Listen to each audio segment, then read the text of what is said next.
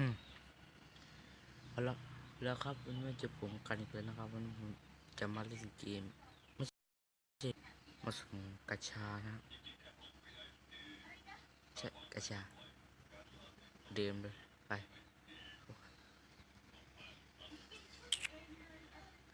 เกมเดิมนะสูงรอบครั้งที่สองประเดิมเลยเนี่ยยังวันนี้เนี่ย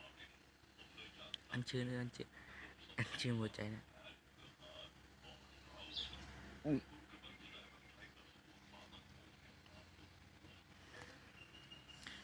รู้สึกว่า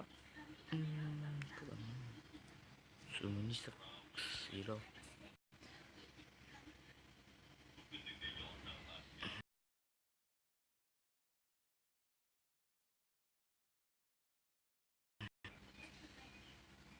ค้าง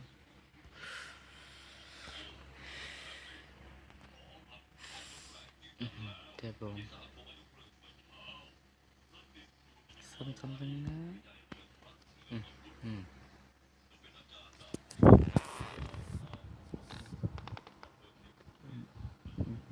ลึก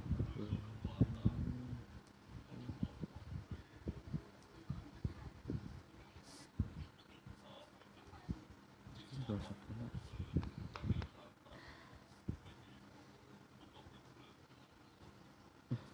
เดี๋ยว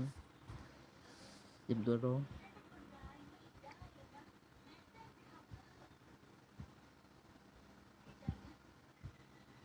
ไม่ดูสีดำไม่ดูเลยร้อง